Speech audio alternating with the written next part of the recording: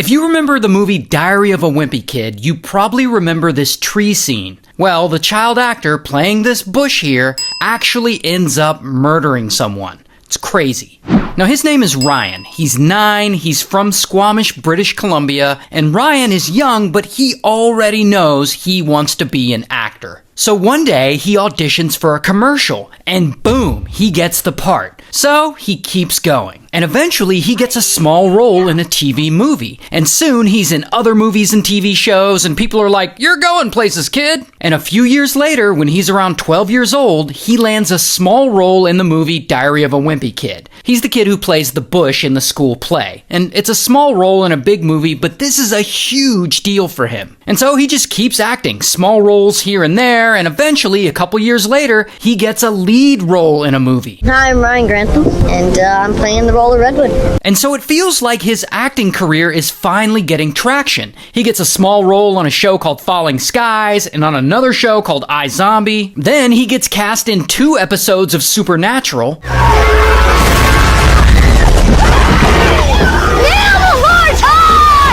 4 years after that, he's cast in an episode of Riverdale. He told the police he did it, to protect me, but it wasn't him. And that's all great for Ryan, but here's the thing about all this acting he's doing. He's working, he's getting roles here and there, some promising stuff, but he's not landing A-list parts like he wants. Like nothing is making him this famous movie star, and this really starts to weigh on Ryan. And soon enough, he's really down about it, like really down. Like he's battling with depression, and it just sucks for him. And by the way, this is a really common thing with actors. They see making it as a big Hollywood star as the very definition of success, as opposed to just being a working actor who gets a lot of smaller roles here and there. And so they, like Ryan, when they don't make it big time like Timothée Chalamet or whoever, they'll start to see themselves as a failure, instead of seeing themselves as someone who is working a job doing something they really love, which a lot of people don't have the privilege of getting to do. Like, I personally think it's cool he was in Diary of a Wimpy Kid and Falling Skies and Riverdale. Like, that's a cool little resume to me, especially at 21 years old. Like, that sounds like success to me, but I guess it doesn't to Ryan. So, for whatever reason, Ryan doesn't tell anyone. He keeps it to himself and acts as if everything is okay. And around this time, he's going to college. And in college, he's having a really hard time there, too. And he's bummed out, and he's isolating himself, and he starts having a lot of really dark thoughts. And apparently, to combat all this, he gets really into alcohol and Zaza.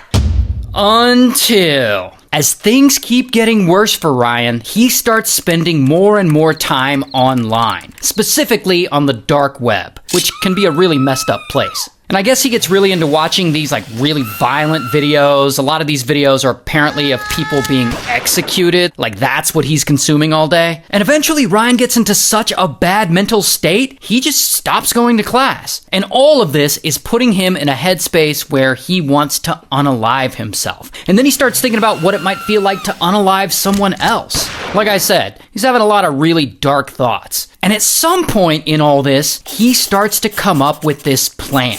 A plan to unalive someone. But the person he wants to take out isn't some rival classmate who works at Burger King or something. Ryan wants to unalive the Prime Minister of Canada, Justin Trudeau. Specifically, he plans to drive to where the Prime Minister lives, open fire on the place, and set it ablaze. Why he specifically chooses Trudeau as a target is actually unclear. Ryan doesn't seem like a very political guy, but apparently, for some reason, he just really hates Trudeau. Anyway, so he thinks through this plan, and yeah, he's gonna do it. And then he goes to the store and he buys himself a new rifle. Here's the thing though, when it comes to this plan, Ryan can't stop thinking about his mom, who we'll just call Mom.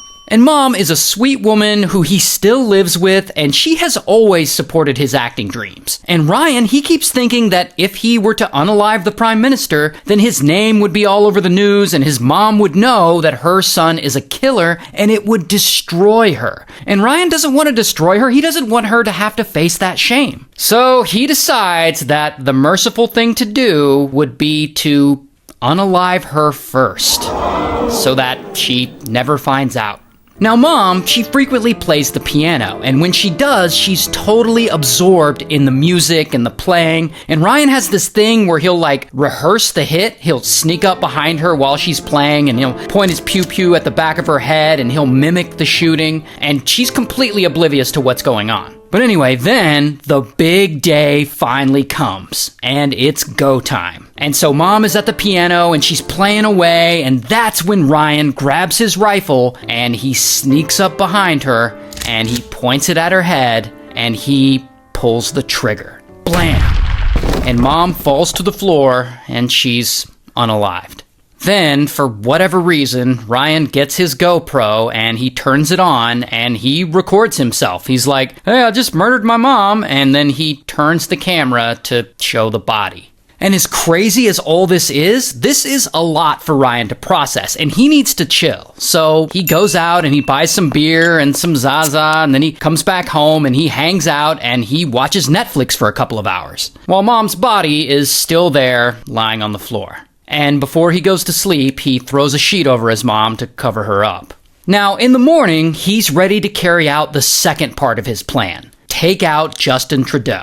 So he packs up his car with 3 pew-pews, a ton of ammunition, a bunch of Molotov cocktails he made, camping supplies, and a printed Google map with directions to Trudeau's house. Then he takes off and he drives for a few hours, for about 150 miles. And on this drive, he starts really thinking hard about what he's about to do. Like, is he really going to drive all the way across Canada to unalive the Prime Minister? Because I look at that map, that's a really long drive. It's about 45 hours. So Ryan, he starts to change his mind, and he starts thinking of other options he could do. Like, maybe I'll just go back to my college and unalive a bunch of people there, or maybe I'll go to the Lionsgate Bridge in Vancouver and unalive a bunch of people there. And so, for whatever reason, he suddenly decides to turn his car around and he starts driving back. Now, here's where things get even more weird. Because on this drive, I guess he thinks about it more and more. Does he really want to unalive people at his school or at the bridge in Vancouver? And I guess the answer is